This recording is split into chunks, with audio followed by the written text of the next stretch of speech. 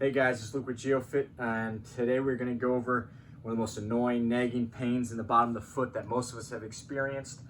If you haven't experienced yet, unfortunately you probably will at some point, plantar fasciitis. So if you experience that pain in that arch of the foot or even back down to the heel, usually the first few steps in the morning when you wake up or after a long car ride or office, sitting down, those first few steps, you feel that kind of intense pain in the bottom of the foot. Often it can be in both feet. You've experienced plantar fasciitis. So the good news is, even though as common as it is, as nagging and annoying as it is, it's very manageable. And a lot of this stuff has fixed my plantar fasciitis in the past with me, and many of my clients. I've helped many people fix plantar fasciitis with these drills. So these help a lot. So the first thing we're going to do, actually, before you take those first few painful steps after, working for a few hours or a long drive, or mostly waking up in the morning, first thing you're gonna do is you're gonna pull your toes back. So again, a lot of it comes from tightening this area being too tight, rigid, so we're gonna actively stretch and open this area. So the first few steps, here comes my dog. First few steps we're gonna do, we wanna stretch out before we do those first few steps. So at least 60 seconds in total of pulling your toes back. So you could do it, in sets of 15, 4 sets of 15, whatever, but I want at least spending a minute of actively pulling your toes back. And you're gonna relax. Even if you don't have it on both foot, you can still do it on both feet to help prevent, having it on the other foot. So again, same thing, we're just gonna pull those toes back, and stretching that area is gonna be one of the main keys in getting rid of plantar fasciitis. Now, one of my favorite things to do, and I have this lacrosse ball here. You guys can use a tennis ball, a golf ball, get creative. You can use a cake roller, whatever they call that thing, baking roller. You can use the dumbbells, the bar of the dumbbell, or a barbell. What we're gonna do is we're gonna put that under the painful area. We're just gonna kind of roll, kind of break up that tissue. Whether you want to call it acupressure, trigger point therapy. There's a lot of different ways to work in here. You can go in a little bit of a circle. We're gonna kind of go all the way back to the heel, and then kind of slice out each time. You're almost working all the way. This whole triangle needs to be worked right here under that arch of the foot. What's nice about this is you can put as much pressure on that leg or as little pressure as you want to.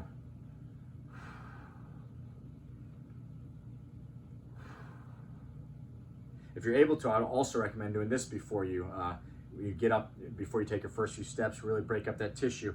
I'm going to switch legs, but if you're only pain on one side, you could do only one leg. Here's one of the main things that I recommend doing with this. We're going to kind of floss a little bit. So what you're going to do is you're going to dig down, pick one painful spot, dig deep down in it, kind of break up that tissue a little bit. And then we're going to close our toes and open. Close and open. One of the most important things and one of the most overlooked things I see in rehabbing plantar fasciitis. I'd say this might be the single most important thing that has helped countless people and many of my clients fix their foot pain. Then we're going to move it off a few degrees. You can even roll out for a second, move a few centimeters off to the side. Forward, a few more. Again, I'm kind of rushing through this. Feel free to push pause on this video and spend as much time as you need to. If it's really painful, you can do this sitting. Again, a lot of you guys working desk jobs, you can do this at your desk. Keep working, keep rolling. I recommend you bring a lacrosse ball everywhere, especially if you have plantar fasciitis. Flick your shoes off and try to get this everywhere.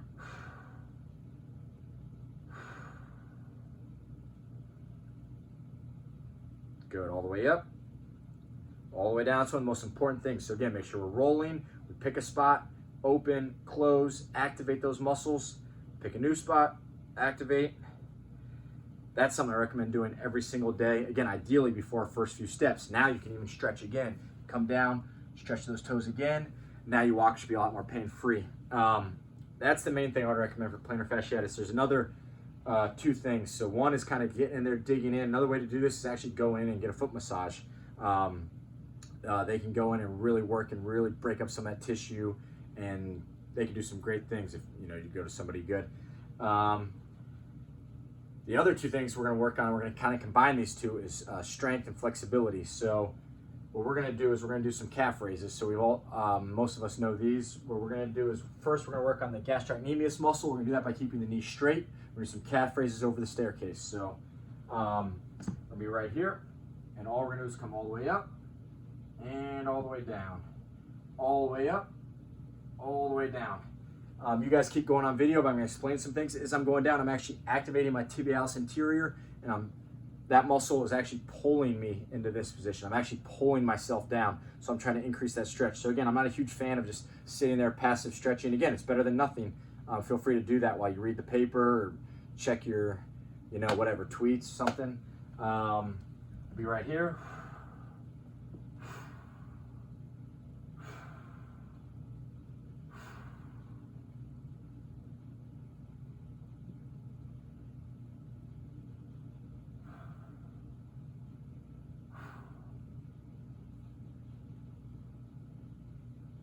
We're trying to get a lot of blood in this area, which is good, which is going to help, our muscles are like a sponge.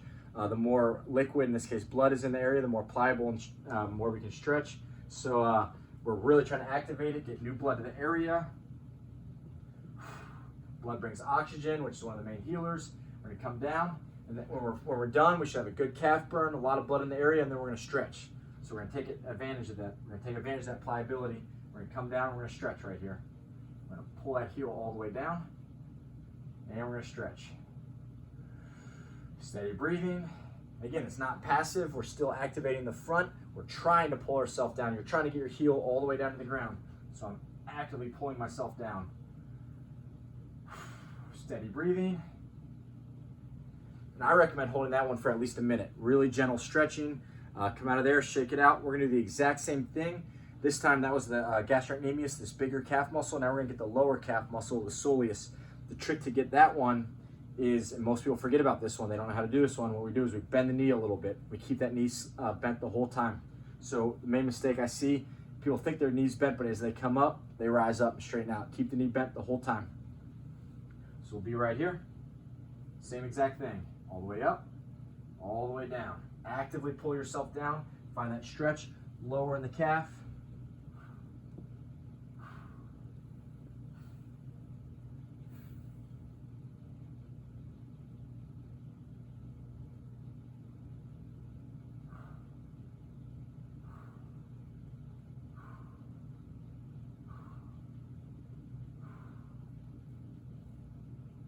You guys can change the tempo. Feel free to come up to the top and just squeeze on that muscle contraction. Come to the bottom and just squeeze, trying to stretch down. Feel free to hold. Do some nice and slow. Do some a little faster, working on a little bit of power, a little acceleration, deceleration. And then at the end, again, there should be a good burn down here. At the end, we're going to hold that stretch again and really pull ourselves down. So we're going to come down. We're going to hold that stretch, work on that flexibility.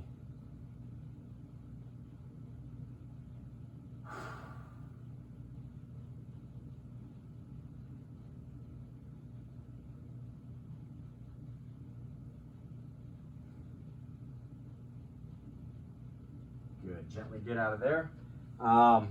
Again, remember these calf muscles attached, through the Achilles all the way down to the bottom of the foot, all the way to the toe. So this is all connected. So we're actively stretching our toes. Another way to stretch the toes real quick, guys, you can put your toes up against a wall if you're barefoot and just kind of shoot your hips in. And see how it's pulling my toes back? Really anything that's pulling your toes back. Kind of, if you want to stretch the hand, we pull our fingers back. So kind of the same concept. So again, we're stretching here. We've stretched our soleus. We've stretched our gastroc. So we're stretching, opening up, working on some strength, and really getting that kind of trigger point therapy in. So doing these, I'll be pretty shocked if you cannot at least minimize and really control your plantar fasciitis pain. And I've seen almost everyone really get rid of it and eliminate it at this point. Problem is, once they do get rid of it, people often, get lazy and, or lazy is a mean term, but they forget about these things and it might come back, but at least you know how to get rid of it. If you stay doing these, then you should never have plantar fasciitis again. Really, really take care of the bottom of your feet. On that note, another good thing is walking around soft ground, or ideally sand, barefoot. That's another great way to get rid of plantar fasciitis, or just to overall work on the strength and mobility and dexterity of the foot. Soft sand is really going to take your foot through that range of motion. Remember, our feet are in shoes and they're stuck the whole time. Our hands and fingers get to move a lot and we use them. Our feet stuck, rigid, and we lose that mobility. So, yeah, I mean, I'm sure we all want to be on a beach right now, but if you're able to, then take advantage of that. Please go for a long walk on the beach and really strengthen and mobilize the bottom of your foot and those calf muscles. And yeah, keep doing these exercises. If you have plantar fasciitis, you should never go anywhere without a lacrosse ball, or at least golf ball or tennis ball or baseball. Tennis ball is probably too soft. And yeah, let me know if you guys have any questions. Reach out anytime, and I'll be pretty shocked if this doesn't help a lot with your plantar fasciitis.